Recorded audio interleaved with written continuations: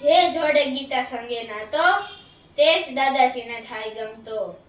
પ્રભાતે ઉઠીને ગોવિંદ સ્મરતો તે દાદાજીને ગમતો.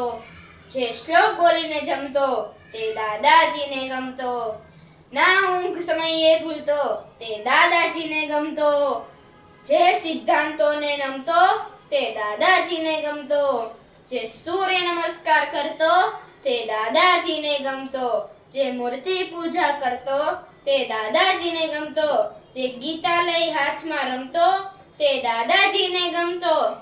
જે જોડે ગીતા સંગે નાતો તે દાદાજીને થાય ગમતો. જે મમ્મીનું માનીએ તો મમ્મીને ગમે, પપ્પાનું માનું તો પપ્પાને ગમે, ગુરુજીનું માનું તો ગુરુજીને ગમે અને દીદીનું માનું તો દીદીજીને ગમે.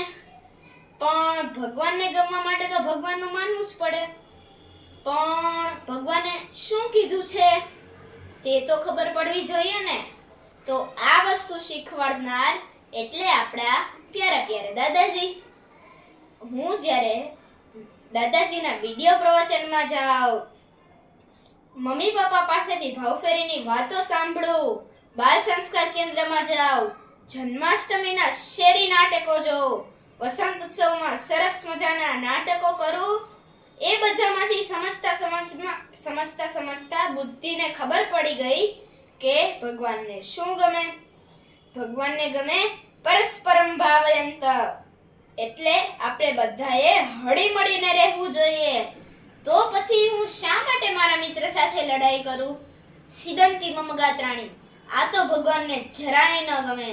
તો પછી હું શા માટે જીવનના સંઘર્ષ અને પરીક્ષા સમયે ડરીને બેસી રહું છું? પરીક્ષાની તૈયારી તો મારે પહેલેથી જ કરવાની હોય ને. આ વિચાર મનમાં આવતા જ સંભળાય, તસ્માત ઉત્તિષ્ઠ કૌંતેય યુદ્ધાય કૃત નિશ્ચય. આ સાંભળીને તો હું પણ ઊભો થઈને પરીક્ષાની તૈયારીમાં લાગી જાઉં, મહેનત કરવા લાગુ. પછી આપણે બહુ બધી મહેનત કરી હોય પરંતુ ધારેલું પરિણામ ન આવે તો પછી એમાં હતાશ કે નિરાશ થવાની કંઈ જ જરૂર નથી. એનું કંઈ કારણ પણ નથી. કારણ કે સુખે દુઃખે સમે કૃત્વા લાભા લાભો જયા જયો. આવા સુખ દુઃખ તો આવવાના જ, પરંતુ આપણા હાથમાં છે કે આપણે બેસ્ટ પરફોર્મ કરવાનું. પછી તેનું જે ફળ હોય તે તો ભગવાન જ નક્કી કરે ને. પછી તે જે આવે તે, સારું આવે તો સારું અને ખરાબ આવે તો ખરાબ, એ ભગવાનના હાથમાં. પછી તેમને જ વધારે ખબર પડે. આ બધું જ અમને દાદાજી પાસેથી જાણવા મળ્યું. આ બધા જ ગુણો અમારામાં દાદાજી થકી ઉતર્યા.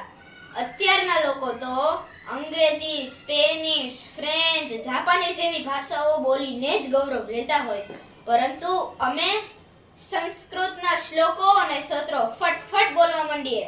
દાદાજી ત્વત કારણાત.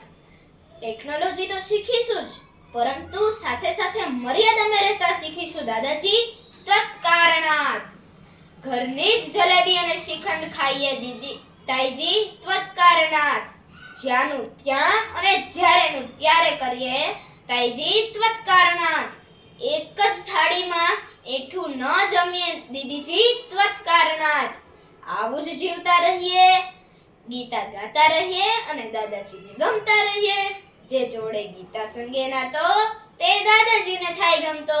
અસ્તુ.